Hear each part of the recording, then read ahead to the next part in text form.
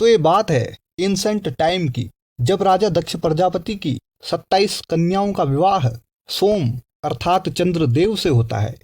चंद्रदेव वही जिन्हें हम चंदा मामा दूर के कहते हैं। लेकिन कहा जाता है कि उन 27 पत्नियों में से एक पत्नी रोहिणी के प्रति चंद्रदेव का प्रेम अधिक था, जिस कारण 26 पत्नियां नाराज होकर यह बात पिता दक्ष प्रजापति को बताती हैं।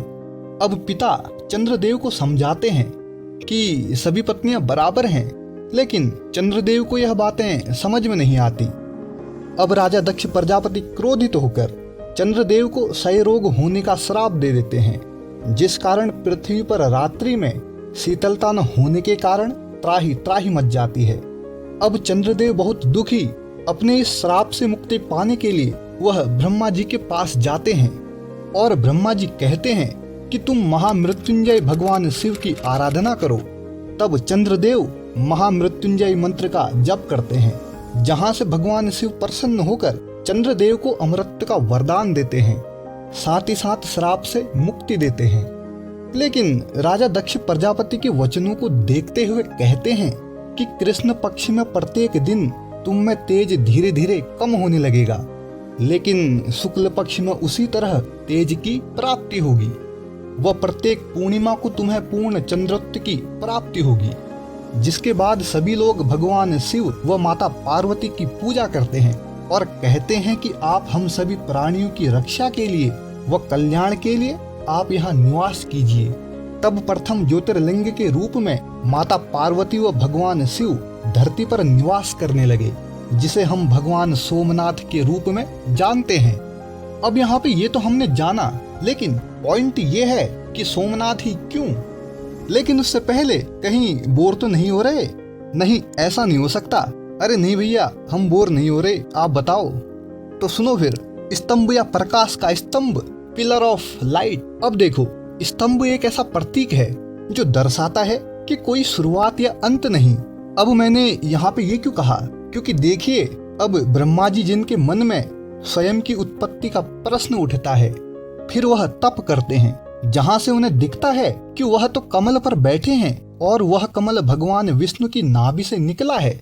जिसके बाद वह जाते हैं विष्णु जी के पास और कहते हैं कि मैं आपसे श्रेष्ठ हूँ। अब भगवान विष्णु कहते हैं कि आप कैसे? क्योंकि आपकी उत्पत्ति का कारण तो मैं ही हूँ, तो मैं महान हूँ। अब भगवान शिव सब देखते हुए वहां प्रकाश स्तंभ या अग्निलिंग के रूप में प्रकट हो जाते हैं। अब एक ऐसा अग्निलिंग जिसका न आदि न अंत, कहाँ से शुरू होता है कहाँ पर खत्म होता है कुछ पता नहीं। फिर होता यह है कि दोनों ब्रह्मा व विष्णु निश्चय करते हैं कि जो भी सबसे पहले इसका आदि या अनंत ढूंढ लाएगा वह जीत जाएगा, लेकिन दोनों हार जाते हैं। और ऐसा कहा जाता है कि यही अग्निलिंग या प्रकाश स्तंभ 12 ज्योतिर्लिंगों में प्रकट हो गया, जिनमें सोमनाथ 12 ज्योतिर्लिंगों में सबसे प्रथम है। जिस सोमनाथ में सोम रिलेटेड है चंद्रमा से और नाथ भगवान से, जिसे सिर्फ भारत का ही नहीं बल्कि पूरी पृथ्वी का पहला ज्योतिर्लिंग माना गया है। कहा जाता है कि यह ज्योतिर्लिंग हर युग में स्थित रहा है, जिसके दर्शन मात्र से व्यक्ति के सभी कष्ट दूर हो जाते हैं, जो एंसेंट टाइम से कपिला, हिरण्या व सरस्वती 3 नदियों के त्रिवेणी संगम पर स्थित है। अब आप भारत या दुनिया के किसी भी कोने पर हों, जब आप गुजरात के सौराष्ट्र से होकर प्रभास एरिया में कदम रखेंगे तो आपको दूर से दिखाई देगा एक ध्वज जो कई सालों से भगवान सोमनाथ का यशगान कर रहा है, और आसमान को छूता हुआ मंदिर का शिखर जो भगवान शिव की महिमा का बखान करता है। अब यहाँ तक तो ये चीजें ठीक हैं, लेकिन हम इतिहास में सुनते हैं कि सज्जनों को सदा आनंद देने वाले भगवान शिव और चंद्रमा के संताप को हरने वाले भगवान सोमनाथ के मंदिर को इन्वेडर महमूद गजनवी ने काफी नुकसान पहुंचाया। लेकिन पॉइंट यहाँ पर यह बनता है कि आखिर क्यों? उसने ऐसा क्या देखा कि वह सोमनाथ को लूटने चले गया? बनता है ना एक सवाल। तो थोड़ा रिवाइंड करें स्टोरी को। अब जहां तक इतिहासकारों ने देखा कि सोमनाथ मंदिर जो बहुत समय पहले से अस्तित्व में है, जिसका शायद second time reconstruction 7th century में होता है वल्लभी के मैत्रक राजाओं द्वारा, फिर 8वीं सेंचुरी में सिंध के अरबी गवर्नर जुनायद इस मंदिर को नष्ट करने के लिए सेना भेजते हैं। फिर गुज्जर प्रतिहार राजा नागभट्ट 815 ईस्वी में इसका रिकंस्ट्रक्शन करते हैं। अब धीरे धीरे समय था वो 10वीं सेंचुरी का, जहां उस समय मंदिर की महिमा दूर दूर तक फैली थी। अब इसी बीच मंदिर की महिमा से प्रभावित होकर अरब यात्री अल बरूनी अपने यात्रा वृत्तांत में मंदिर की विशालता, भव्यता तथा उसके धार्मिक महत्व का विवरण करता हुआ लिखता है कि सोमनाथ उस जगह स्थित है जहां एंसेंट वैदिक रिवर सरस्वती समुद्र में गिरती है और जहां भगवान श्री कृष्ण का देहोत्सर्ग हुआ था। वह साथ ही साथ दक्ष प्रजापति और चंद्रमा का भी वर्णन करता है। वह लिखता है कि वह ऐसी जगह घूम के आया है जहां पर गौरवान्वित करने वाली वस्तुएं हैं। और उस टाइम तो यह भी कहा जाता था कि जो सोमनाथ मंदिर में शिवलिंग है यह अधर में स्थित है, मतलब कि ना ही जमीन में है और ना ही आसमान में ऊपर उठा है। कहते हैं कि जब भगवान सोमनाथ की पूजा होती थी तो समुद्र स्वयं आकर शिवलिंग को स्नान कराता था। अब एक कारण यह भी रहा कि अलबरूनी के इस यात्रा वृत्तांत से प्रभावित होकर महमूद गजनवी ने सोमनाथ मंदिर पर आक्रमण किया। अब एक दूसरे कारण से तो हम सभी वाकिफ हैं कि भारत, जिसे सोने की चिड़िया कहा गया, जहां सोना चांदी अधिक मात्रा में मौजूद था। अब इन दोनों पॉइंट से आगे भी अगर कुछ देखें तो इतिहास का यह सर्वविदित तथ्य है कि कोई भी साम्राज्यवादी बर्बर जाति किसी दूसरे पर हमला करती है तो वह सर्वप्रथम उस देश की कला और संस्कृति को नष्ट करने का प्रयास करती है। कुछ ये पॉइंट रहे शायद जहां से महमूद गजनवी सन 1025 में 5000 साथियों के साथ सोमनाथ मंदिर पर हमला करता है, उसकी संपत्ति को लूटता है और उसे नष्ट करता है। लेकिन कुल 17 बार के आक्रमण से भी सोमनाथ मंदिर खड़ा रहा।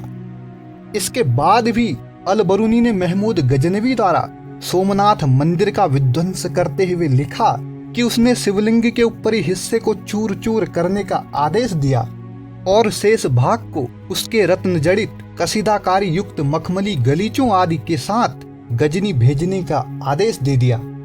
सोमनाथ मंदिर बार बार बना, बार बार तोड़ा गया, लेकिन फिर भी वह हमारी नेशनल आइडेंटिटी बन गया। लेकिन इसके बाद भी यह देखा जाता है कि मंदिर को तोड़ने का कारवां रुकता नहीं है। सन 1297 में जब दिल्ली सल्तनत गुजरात पर कब्जा करती है तो इस मंदिर को फिर 5वीं बार गिराया जाता है और तो और 1706 में भी औरंगजेब के द्वारा इसे गिराया गया। लेकिन आज के टाइम पे जो हम सभी लोग सोमनाथ मंदिर को देख रहे हैं, इसे former home minister of India Sardar Vallabhbhai Patel द्वारा रिकंस्ट्रक्शन किया गया। करीब 8 मई 1950 को जाम साहब ने चांदी के नंदी की स्थापना करी, लेकिन 15 दिसंबर 1950 को सरदार पटेल का निधन हो जाता है।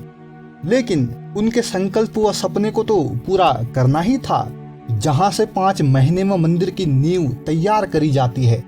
11 मई 1951 को गर्भगृह में शिवलिंग की प्राण प्रतिष्ठा करी जाती है, जिसमें प्रेसिडेंट डॉक्टर राजेंद्र प्रसाद शामिल हुए, जिसमें वह कहते हैं कि सोमनाथ का यह मंदिर आज फिर अपना मस्तक ऊंचा करके संसार के सामने यह घोषित कर रहा है कि जिसे जनता प्यार करती है, जिसके लिए जनता के हृदय में इटर्नल डिवोशन एंड अफेक्शन है, उसे संसार में कोई भी मिटा नहीं सकता। आज इस मंदिर की प्राण प्रतिष्ठा पुनः हो रही है और जब तक इसका आधार जनता के हृदय में बना रहेगा तब तक यह मंदिर अमर रहेगा। जिसके बाद इस मंदिर को राष्ट्र को समर्पित कर दिया गया। अब ये पॉइंट तो है सोमनाथ पर आक्रमणों का और उसके दोबारा खड़े होने का, लेकिन इसी के साथ साथ एक रहस्य जो मंदिर से जुड़ा है। कहते हैं कि मंदिर में बाण स्तंभ नाम से एक स्तंभ है, जिस पर समुद्र की ओर इंगित करता एक बाण है। उस पे लिखा है कि इस समुद्र के अंत तक से दक्षिण ध्रुव पर्यंत तक बिना अवरोध का ज्योतिर्मार्ग है।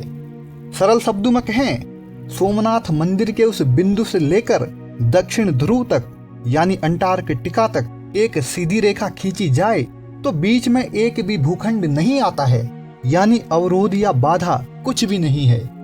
और साथ ही साथ इस रहस्य के साथ महत्ता भी है कि कहा जाता है श्री कृष्ण ने यहीं अपना देह त्याग किया था, जिस कारण इस एरिया का महत्व और भी बढ़ जाता है।